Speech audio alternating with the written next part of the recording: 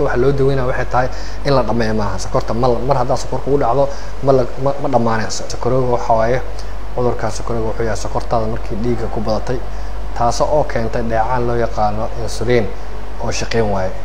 dheecaankaas insulinka waxaa loogu talagalay inuu sokortii unugyada geliyo ka bacdiina sokortii jirka uu isticmaalo tamartii energy waxyaabahaas dhan oo ka isticmaalo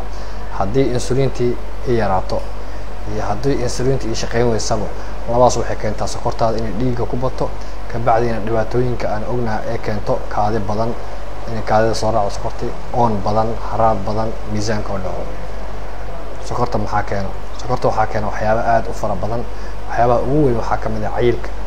dadka aad ugu cayila waxay nugul yihiin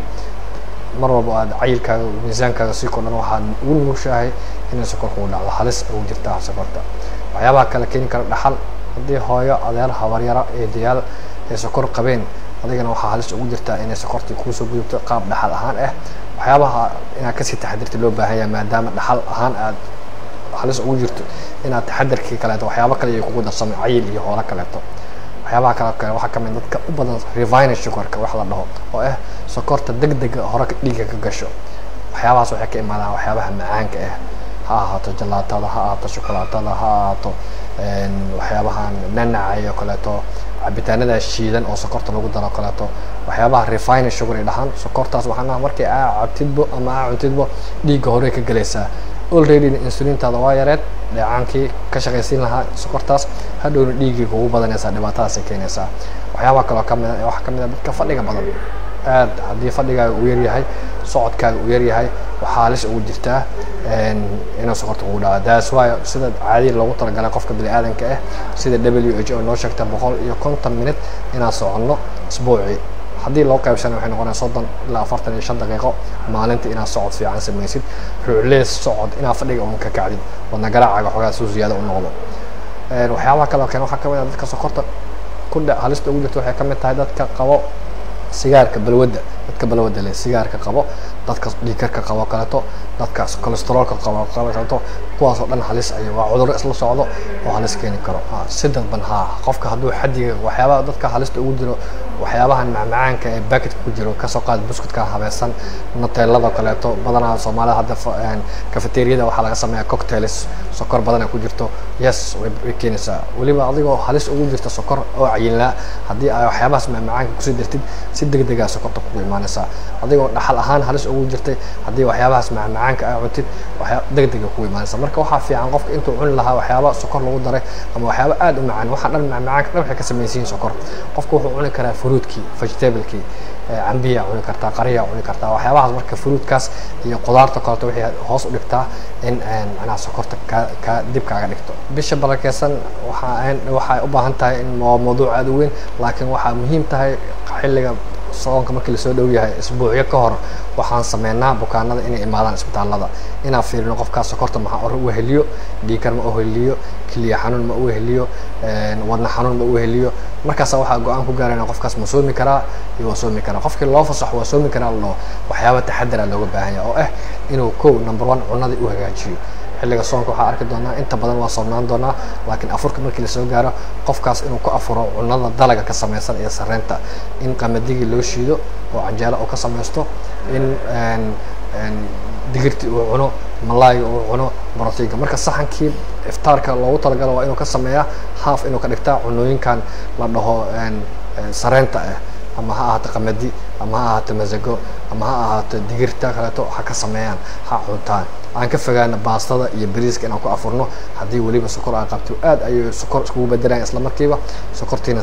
ziyaadinayaan waxyaabaha muhiimka noo ee waxaa waa biyo cabitaan badan inaan sameyno waxyaabaha kale muhiimka noo tahay waxaa waa inaan qaxwada badan iyo kafeega badan xilliga ramadaanka iska yareena oon badan keeni doonaan qofka sokor qabana already oon u lahaa dhibaato ayay gelin kartaa koma iyo waxyaabahaas keeni kartaa waxaa loo baahan yahay qofka inta soo markuu afuray ilaa iyo markuu suxuurayo inuu sokortiisa kontrolo cabiro dawadiisa qaato cuntadiina sameeyo socodkiina uu yareeyo taraawiix haddaad tukatid oo kuu filaya maalin cadeeda in la soconin xilliga ramadaanka qofka markuu sokorta qabatana muhiim ayay tahay exercise weyn looma baahno xilliga ramadaanka talooyinkaas waxay tahay qofka waxaa waaye in uu dhaho dawaan qaadanaya cuno kasta cuni karaa mar walba qofka dawa qaadatid cunadii muhiim waa number 1 sokorta waxa ugu muhiimsan ee lagu kontrolo waxa waaye cunada cunadii markay soo saxmato ayay kiniiniga shaqeynaa ama dawada shaqeynaysaa. marka dawada ilaahuma 20 dawo 3 dawo lagu siiyo ayadoo cunada ka qaldan tahay waxa halis ku gelinaysaa in jirkaaga kaliyaha ka beelaan indhabeel aan noqotid lugay gacan ku dhacdo stroke kugu dhaco lugaha laga jarjaro infection maanta ku soo laabo sariir layaal aad noqotid. marka qofka waxa loo baahan inuu iska ilaaliyo cunada. marka cunada mid ogaado mid labaad waxay noqon doontaa dawada insha Allah. cunada sokorta weyn waxa cunada dalagga noo baxa waa masagada ugu muhiimsan in la shiido masagada qamadiga noo yaalo in la shiido sareento kaleeto cunooyinkaas waxa waaye maahan inaad maanta oo soor cunaysid cunooyinkaas kala bedbedelan kartaa cunooyinkaas waxa ka samaysan kartaa sabaayad cunooyinkaas waxa ka samaysan kartaa canjeelo burki inta burka caadi ka samaysan leed burka waa xun yahay sokorta oo xun yahay sareenta laakiin hadii bur laga sameeyo ama qamadiga laga sameeyo qofkii wuxuu ku cuni karaa canjeelo qudaarta cuni karaa haddana waxa lagu ogol yahay hilib oo dhan cuni kartaa haddana borotiin oo dhan lagu ogol yahay digirtii ukuntii malaaygi waxyaabahaas qudaartana waa la ogol yahay salaadii laakiin waxaan la ogoleen qudaarta aad ka soo horto ku xidhaysa inaad jeex qaraa cuntid oo aad u weyn cad yar waa ka dhadhamin kartaa cambaha kaleeto cad yar waa ka dhadhamin kartaa laakiin qudaarta macmacaanka dhan babaayga cambaha qaraha in laga fogaado inta badan fiican tufaaxa iyo zeytuunka ka roon marka la fiirsho asaas waxay soo dedejinaysaa cudurkii dhibaatadii laga cararayo sokorta waxa loo daweynaa waxay tahay in la dhameeyo maaha sokorta mar hadaa sokor kugu dhacdo ma dhamaanayso muhiimadda waxay tahay sokortaas in la control qofkii saas sameeyo oo dhaho aniga daawaan qaadanaya laakiin socodna waa sameynaya cunada rabina waa cunaa marka waxay dedejinaysaa in mar walba sokortii kacsanaato kiniiniga kugu filnaan waayo hal kiniina lagu sii doonaa laba kiniina lagu siin doonaa cirbada lagu siin intaas dhan ma controlayaan because number 1 sababta keenaysa sokorta maxaa kicinaya cuntooyinka xunxunka soo sheegnay burka iyo bariiska iyo baastada iyo sokorta kicinaya tii hadaa cunaysid kiniiniga jirka insulintiisa control waaye kiniini banaanka laga keenana ma control mar hadii uu dhakhtarka kugu taliyo inaad daawo qaadatid daawadaas fiina abadan waa wadaysaa sokorta badan ma baxdasaan sheegay daawada adiga la baxaya adiga la dhimaanaya maahane sokorta ma dhamaanaysa marka 24/7 sanad walba maalin kasto daawada dhakhtarku qor waa inaad qaadataa daawadaas numberkii loogu talagalay sokorta jirka ku heenayso hadii daawada boos ka baxdo waxa sokorta uu kici doontaa hadhowna dhibaatadii aan ka baqaynay kaliya fadhiisiga stroke iyo wadna xanuunkii lugu jarjarkii dhibaatadaas ay dadkaas waxaan kula talin lahaa inay yeeshaan number 1 dhakhtar dhakhtarkooda ku xirnaadaan number 2 inay noqdaan dhakhtarka taladiis inay raacaan number 3 waxa cunooyinka in iska ilaaliyaan badanaa dad waxay leeyihiin wana lagu qali doonaa sokorta oo ka fiicnaan doonta dadkaas waxa way ka daahinaa waxay ku dedejinayaan cudurka inuu dhibaato ku yeelo marka talada dhakhtarka la qaato dhakhtar walbo macnaha talada uu ku siita sokorta qofka qabo qof walba isku mid maahan qofa sokortiisa koo tahay qofa sokortiisa laba tahay qofa sokortii uurka qabo qofa sokortiisa cirbad u baahan qofa waa kala duwan marka qof walbo sokor qabo wuxuu u fiican inuu dhakhtar ku xirnaado dhakhtarkaas isla dejiyaan qorshe cad oo cunada ku habaysan daawo ku habaysan socodna ku habaysan